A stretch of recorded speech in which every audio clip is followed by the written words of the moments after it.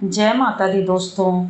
2022 में ललही छठ, हल षष्ठी या फिर इसका व्रत कब हो रहा है? यह व्रत संतान की दीर्घायु या फिर उनके अच्छे स्वास्थ्य के लिए रहा जाता है या फिर रोगों से, कष्टों से उनको इस व्रत के करने से मुक्ति मिलती है। तो दोस्तों, यह व्रत 2022 में किस समय और कब लग रहा है? दोस्तों, 2022 में षष्ठी तिथि 16 अगस्त रात्रि लगभग 12:05 से लग जा रही है और 17 को बुधवार 11:50 तक लगभग रह रही है रात्रि में। तो दोस्तों, इसलिए हमें बुधवार को 17 को पूरे दिन हल षष्ठी और ललही छठ का व्रत कर सकते हैं।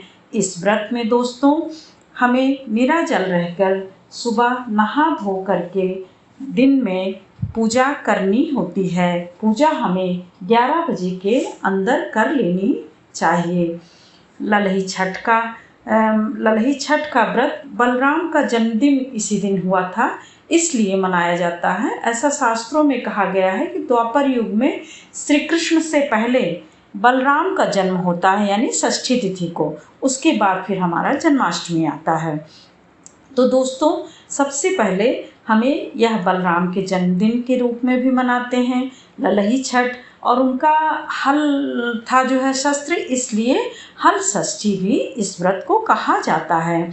दोस्तों, इस व्रत में अपने घर के आंगन में एक गड्ढा खोद करके गोबर से लीप करके या फिर जहाँ पे सुविधा ना हो वहाँ पर बाल्टी में, टब में पानी रख लेते हैं और उसी बाल्टी या टब में आप कुशा और ढाक का पत्ता बांध करके लगा देते हैं।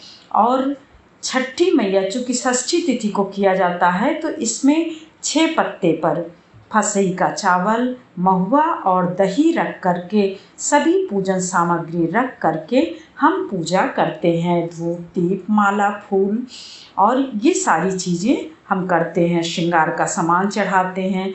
और यदि साड़ी, पहली बार तो साड़ी अवश्य चढ़ानी चाहिए वस्त्र के रूप में, परंतु हमेशा यदि आपके पास साड़ी नहीं उपलब्ध है तो आप ब्लाउज का पीस और श्रृंगार का सामान भी चढ़ा सकते हैं।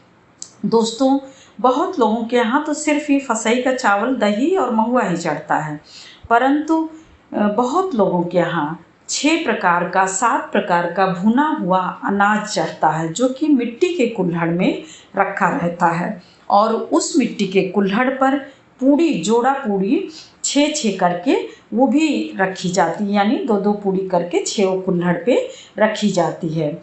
और चीनी का जो आता है उसमें मेवा रखा जाता है, मेवा भी। और इस प्रकार से यह चढ़ाया जाता है कि 6 छठी मैया का, और जिसके जितने पुत्र हों या संतान हों वो एक एक करके 6-6 जोड़ करके चढ़ाते हैं। बहुत लोग इसको जोड़ा में चढ़ाते हैं। तो यदि एक पुत्र हैं तो आप 6 दूनी 12 और 6 छठी मैया का, यानी 18 आपको चीनी का और 18 आपको मिट्टी वाले कुल्हड़ का अनाज भर के चढ़ाना होता है। इस व्रत में सबसे बड़ी विशेष बात यह होती है कि गाय के दूध का कोई भी प्रयोग नहीं किया जाता है। हमें भैंस का ही दूध, घी, दही, यानी भैंस के ही हम दूध, दही, घी को प्रयोग कर सकते हैं। और हल षष्ठी इसीलिए कि हल का जोता बोया इस दिन प्रयोग नहीं किया जाता है। पहले बार जब व्रत शुरू कर रहे हैं तो आप दोहरे में चढ़ाइए, उसके बाद तो फिर आप एकहरे में, यानी एक छठी मैया को और एक अपने बच्चे, जितने बच्चे रहें आप या फिर जितने पुत्र रहें उनके लिए चढ़ा सकते हैं और संतान के लिए चढ़ा सकते हैं। इस व्रत में दोस्तों फसई का चावल और करेनुआ का साग खाया जाता है, जो कि बगैर जोते बोए में हो जाता है।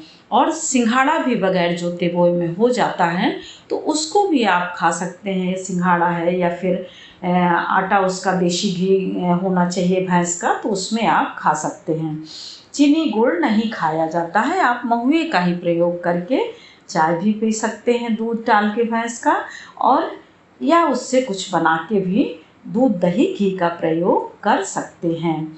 और करेमुआ का साग और फसई चावल आप सेंधा नमक प्रयोग कर सकते हैं। बहुत लोग नमक का प्रयोग नहीं करते हैं। इस प्रकार से दोस्तों, हमें इस व्रत में जो भी वस्त्र या फिर जो भी चीज़ें हम चढ़ाते हैं वह हम ब्राह्मण को या फिर किसी किसी के यहाँ नंद को दिया जाता है या छोटी बहनों को दिया जाता है, तो आप उनको दे दीजिए। नहीं तो फिर आप ब्राह्मण को दे करके आप मंदिर में दे आइए या फिर पंडित जी को दे दीजिए। उसके बाद उस बर्तन में जिसमें जल भरे हैं या फिर जो गड्ढा खोदे हैं उसमें आप कोई खिलौना डालिए। जो भी बच्चे घर में हैं वह खिलौना उठाएं और काजल से वहीं पर चम्मच से या फिर कजरौटा है तो कजरौटा से बच्चों का मुंह धुलते हैं और काजल लगाते हैं उनके दीर्घायु के लिए, उनके यशस्वी के लिए, और सभी कष्टों से मुक्ति और उन्हें हर तरह से अच्छे जीवन की प्रार्थना करते हुए हम अपने बच्चे को आशीर्वाद देते हैं और उन्हें काजल लगाते हैं। हो सके तो इस व्रत में नया वस्त्र ही पहने, परंतु यदि नहीं है तो आप धुला हुआ स्वच्छ वस्त्र भी धारण कर सकते हैं। इस प्रकार से दोस्तों, यह व्रत भगवान बलराम के लिए विशेष रूप से रहा जाता है। इसका हिंदू धर्म में इसका विशेष महत्व है और जान रहे हैं कि यह विभिन्न नामों से पुकारा जाता है। आप जान ही रहे हैं, वो हल षष्ठी, ललही छठ या फिर बलराम का जन्मदिन के नाम से जाना जाता है। शुभ दोस्तों, फिर मिलते हैं एक और नए वीडियो के साथ। तब तक आप इसे लाइक करिए, सब्सक्राइब करिए और जो कुछ हो आप नई जानकारी इस पे लेने के लिए आइकन बटन दबाइए और आप सारी जानकारी नोटिफिकेशन में पाते रहिए। जय माता दी दोस्तों, शुभ दिन।